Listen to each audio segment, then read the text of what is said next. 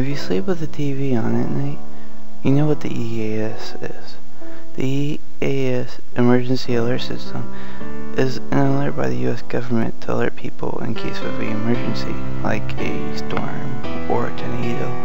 When issued by the National Weather Service, or a federal emergency such as a terrorist attack, hostage situation, or a nuclear attack, but sometimes it's only a test.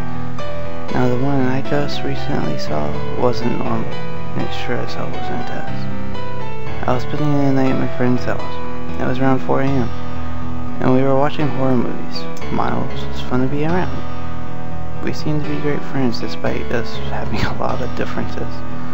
Although the two things we have in common is that we like horror films and video games. We were just sitting around on the couch drinking Mountain Dew and eating what had to be our fourth bowl of popcorn. Jason was just about to make a kill on Friday the 13th when the ASS came to interrupt.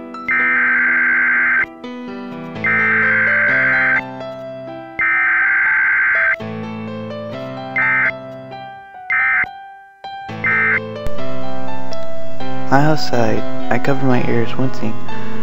Alright, let's see what's so damn important. When this ends, so do you. Lock your windows. Other than that message, nothing showed up. No text, no details. Heck, they didn't even include the location it was directed to. We waited 1 awkward minute for the thing to end. Now this was unusual. They normally at least showed something other than the emergency alert system text on top of the screen, and such minor details. The power went out. Miles let out his usual damn it, damn it, damn it, damn it. And I just sat there, jaw dropped in surprise. We went to bed after that. There was nothing else we could do. I lay awake. The events made me uncomfortable.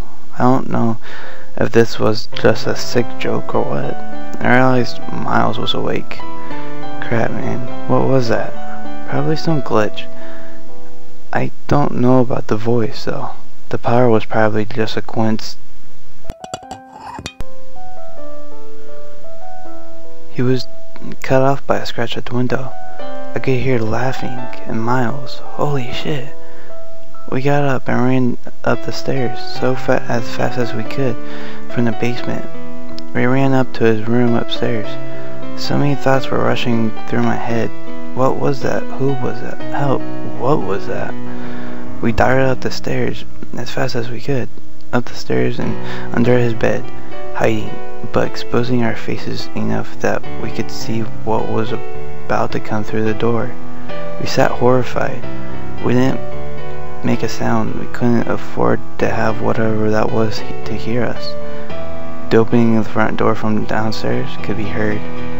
When we heard the sound of footsteps slowly walking up the long flight of stairs, the door handle slowly turned.